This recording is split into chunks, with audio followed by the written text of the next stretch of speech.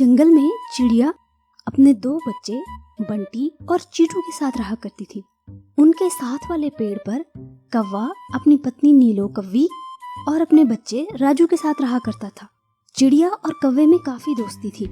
चिड़िया और कौवे के बच्चे मिलकर खेला करते थे। राजू के मामा का साथ वाले जंगल में बहुत बड़ा व्यापार था। वो एक दिन राजू के लिए एक नया मोबाइल ले आए। अब तो राजू हर समय मोबाइल को लेकर सबके सामने बस शोखियां ही मारता रहता था। राजू भाई, ये क्या चीज है?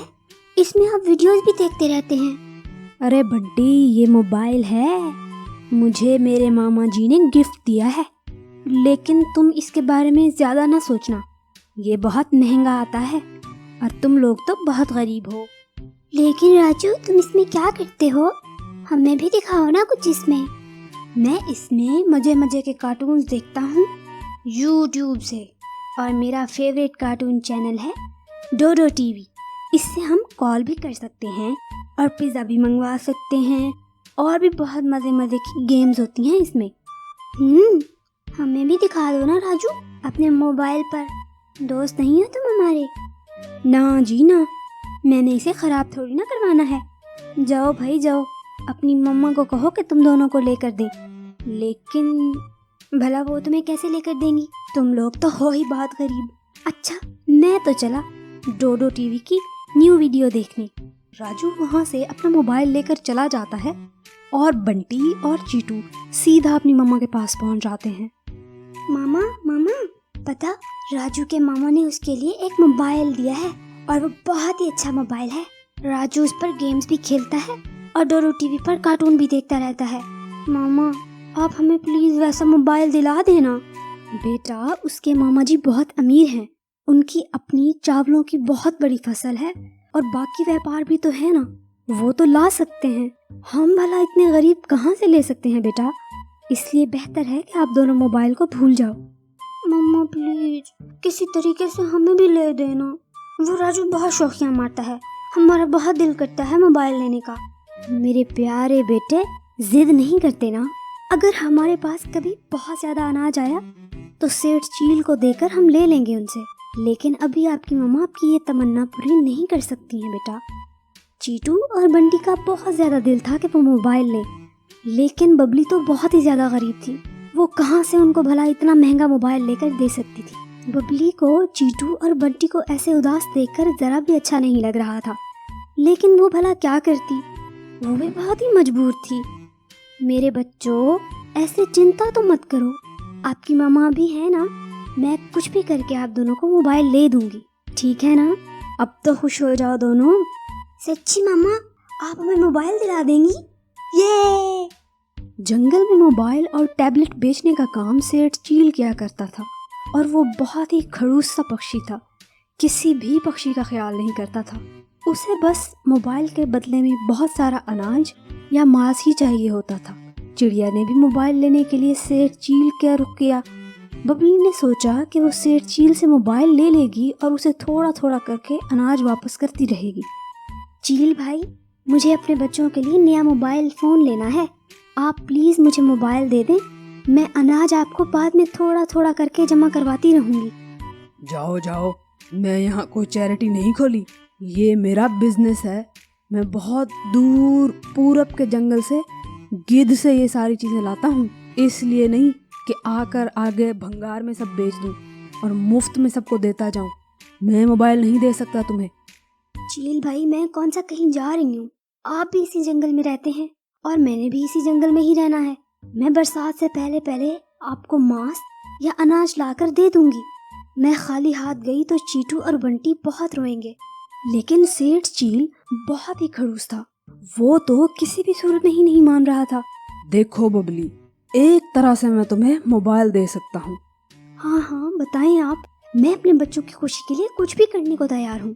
देखो, ऐसा है कि मेरी चावल की फसल है, तुम्हें उसमें काम करना होगा और साथ साथ मेरी दुकान की रोज सफाई भी करनी होगी। बोलो, मंजूर है? बबली को सफाई का सुनकर बहुत ज्यादा दुख हुआ, लेकिन उसकी आंखों के सामने उसके बच्चों की खुशी थी, इसीलिए वो मान जाती है। ठीक है, मैं तुम्हारे खेत में काम कर लूंगी और दुकान की सफाई भी कर दूंगी। तो बस फिर ठीक है, जब तुम अपना काम और टाइम पूरा कर लोगी मैं तुम्हें तुम्हारा मोबाइल फोन दे दूंगा। बबली बेचारी करती तो क्या करती, वो अपने बच्चों की खुशी के लिए सेठ चील की दुकान पर काम करना भी शुरू कर देती है। और उधर बंटी और चीटू अपनी मामा का काफी समय से इंतजार कर रहे थे। बंटी भाई, अब तक तो मामा को आ जाना चाहिए था, वो कब से गई हैं और अभी तक नहीं आई हैं। हमें कालू अंकल के पास जाना चाहिए। हमें तो सेठ चील की शॉप का भी नहीं पता है ना। कालू अंकल को साथ लेकर जाते हैं। वो कालू के पास जाते हैं और उसे सारी बात बता देते हैं। मुझे सेठ चील की शॉप का पता है, मैं आप दोनों को ले जाता हूँ। रास्ते में भी देखेंगे शायद बबली किसी और पक्षी के पास ना रुक गई हो। और फिर कालू, बंटी और चीटू सारे मिलकर सेठ चील की शॉप की तरफ चलना शुरू कर देते हैं। जब वो तीनों सेठ चील की शॉप पर पहुंच जाते हैं तो ये देखकर बहुत हैरान और दुखी भी होते हैं कि बबली सेठ चील की शॉप पर झाड़ू दे रही थी। मामा, आप सेठ चील अंकल की शॉप पर झाड़ू क्यों दे रही हैं? अरे, तुम दोनों यहाँ क्यों आ गए हो? मैं बस थोड़ी देर में आने ही वाली थी बेटा। कालू, तुम इन लोगों को यहाँ से ले जाओ। मम्मा, आप ये सब हमें मोबाइल दिलाने के लिए कर रही हैं? मम्मा, आप यहाँ काम नहीं करेंगी, ना झाड़ू देंगी। हमें नहीं चाहिए मोबाइल। हम अपनी मम्मा को ऐसे नहीं देख सकते हैं। जी मामा, आप क्यों कर रही हैं ये सब? हमें नहीं चाहिए कुछ, आप बस हमारे साथ घर चलें। बबली, तुम ये किसकी सफाई कर रही हो? नहीं नहीं, तुम आज के बाद यहाँ पे काम नहीं करोगी। मैं राजू के मामा को कहकर बंटी और चीटू के लिए एक और मोबाइल मंगवा दूंगा, लेकिन अभी तुम मेरे साथ चलो। ये सब देखकर सेठ चील का भी दिल नरम पड़ गया और उसे अपनी गलती का एहसास हुआ। सब माफ कर दो मुझे, चिड़िया शौक से नहीं लगी इस काम पर। मैंने ही इसको लगाया था कि अगर इसे अपने बच्चों के लिए मोबाइल चाहिए तो इसे मेरे पास काम करना होगा। और बबली तो सिर्फ अपने बच्चों से इतना प्यार करती थी कि इसने ये काम कर लिया। मामा, आप हमसे इतना प्यार करती हैं, हमें नहीं पता था। आपने हमारे लिए झाड़ू भी लगाया। चलो भाई, अब सब हैप्पी हैप्पी हो जाओ। मैं अपने दोनों बेटों बंटी और चीटू को मोबाइल गिफ्ट करूंगा। ये नया मोबाइल। और मोबाइल लेकर बबली, चीटू और बंटी बहुत ही ज्यादा खुश थे और फिर सब हंसी खुशी रहने लगे। हमें इस स्टोरी से सीख मिलती है कि हमें अपने पेरेंट्स की रिस्पेक्ट करनी चाहिए, क्योंकि वो हमारे लिए अपना आप भी कुर्बान कर देते हैं। चिड़िया के दो बच्चे थे, एक बंटी और दूसरा चीटू। बंटी बहुत ही मासूम और भोला भाला था, जबकि चीटू बहुत ही ज्यादा शातिर और तेज था। उसके दिमाग में हर वक्त बस शैतानी ही चलती रहती थी। चिड़िया अक्सर चीटू को लेकर बहुत ही चिंतित रहा करती थी। मामा, आप प्लीज मुझे भी उड़ना सिखाए ना। मेरा बहुत मन करता है कि मैं भी आसमानों में उड़ूं, बादलों से बातें करूं और ठंडी ठंडी हवा में मजे करूं। अरे अरे, भला उड़ना कौन सा मुश्किल काम है? हम कल ही कोशिश करेंगे और देखना, मैं तुम्हें एक ही दिन में उड़ना सिखा दूंगा। नहीं, तुम दोनों में से कोई भी घर से बाहर नहीं जाएगा। मेरे प्यारे बच्चों, मैं तुम दोनों से बहुत ही प्यार करती हूँ, इसीलिए मैं तुम लोगों को खुद ही भोजन ला कर दिया करूँगी। तुम दोनों अभी बहुत ही छोटे हो। उड़ना जितना आसान लगता है ना, उतना होता नहीं है। कई मुश्किलों से गुजरना पड़ता है, और वैसे भी मेरा तुम दोनों के अलावा कोई भी नहीं है। चीटू उस वक्त तो खामोश हो जाता है, लेकिन उसके शैतानी दिमाग में अभी भी शैतानी ही चल रही होती है। वो सोच रहा था कि जैसे ही उसकी मामा घर से बाहर जाएंगी वो बाहर घूमने चला जाएगा। ये सब चल ही रहा था कि वहाँ पे कालू आ जाता है। चलो बबली, आज मैंने भोजन के लिए ऐसी जगह ढूंढी है कि तुम भी कहोगी कि वाह कालू, क्या बात है तुम्हारी। अच्छा सुनो बंटी और चीटू, मैं भोजन ढूंढने के लिए जा रही हूँ। तुम्हारे कालू अंकल भी मेरे साथ जा रहे हैं। देखो, घर से बाहर नहीं जाना, मैं जल्दी ही वापस आ जाऊंगी।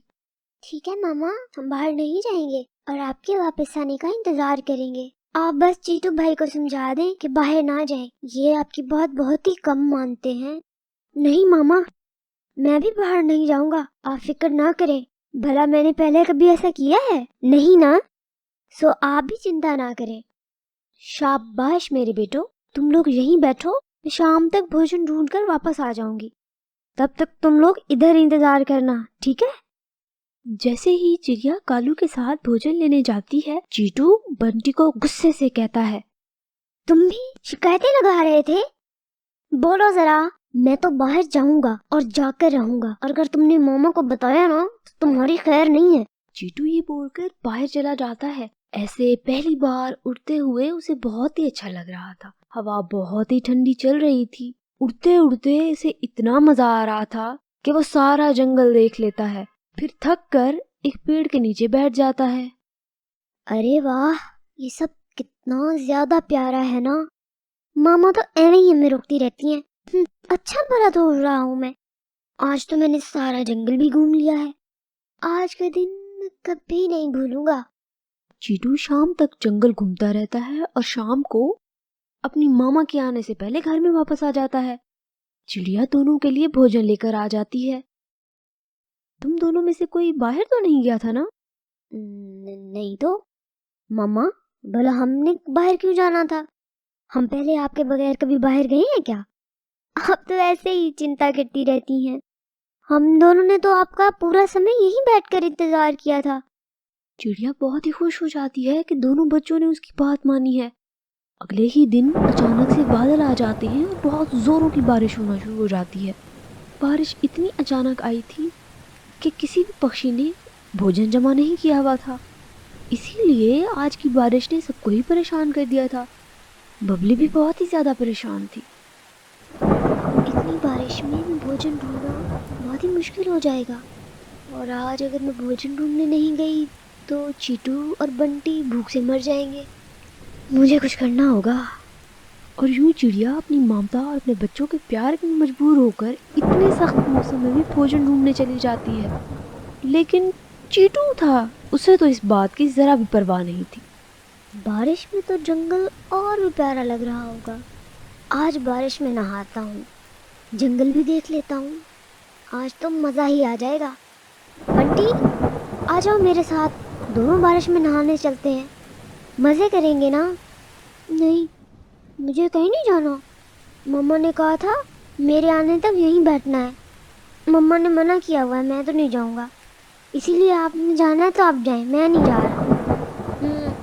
ठीक है, फिर रहो यहीं पे, मैं खुद ही चला जाऊँगा और बहुत एंजॉय करूँगा। चीटू ये बोलकर चला जाता है। लेकिन आज तो बारिश बहुत ही ज़्यादा तेज़ हो रही थी। चीटू तो भी बहुत ही छोटा था, उसके पंख भी इतने ताकतवर नहीं थे कि वो इतनी तेज़ बारिश का मुकाबला कर सके। इतनी तेज़ बारिश की बूंदों ने उसके पंखों को गीला कर दिया, जिसके कारण वो उड़ नहीं पा रहा था। कुछ देर तक तो चीटू जोर लगाता रहा, लेकिन जब उसकी हिम्मत जवाब दे गई तो बेहोश होकर ज़मीन पर गिर गया। चिड़िया भी वापस आ गई। चीटू को न पाकर वो बहुत ज़्यादा चिंतित हो गई। मामा, मामा, मैंने भाई को मना किया था, लेकिन वो तो किसी की भी नहीं सुनते ना। आप जैसे ही गई थी वो पीछे से बाहर चले गए थे। मैंने मना भी किया था चीटू को कि बाहर नहीं जाए। अब कहाँ ढूंढूंगी मैं अपने बच्चे को? बुलबुल साथ वाले जंगल के अमरूदों के बाग से वापस आ रही थी कि उसे रास्ते में चीटू गिरा हुआ मिलता है। अरे चीटू, ये तो बबली का बच्चा है, इसे क्या हो गया? अब भी देखती हूँ। बुलबुल चीटू के पास जाती है और उसे बेहोश देखकर फौरन से उठाकर डॉक्टर तोताराम के क्लिनिक पर ले जाती है। चिड़िया और कालू को जैसे ही पता लगता है तो वो भी फौरन से डॉक्टर तोताराम के क्लिनिक पहुंच जाते हैं।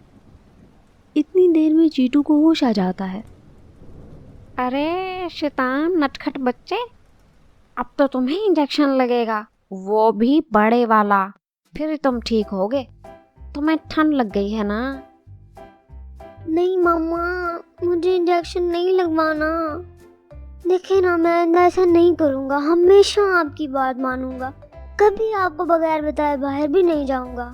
आप प्लीज डॉक्टर अंकल को बोले ना, मुझे इंजेक्शन नहीं लगवाना, प्लीज। अरे नहीं लगाता इंजेक्शन, लेकिन याद रखना, हमें हमेशा अपने पेरेंट्स की बात माननी चाहिए। अगर उनकी बात नहीं मानेंगे तो फिर तो ऐसा ही नतीजा होगा ना, जैसे तुम बीमार हो गए हो। तो हमें इस स्टोरी से क्या सबक मिलता है?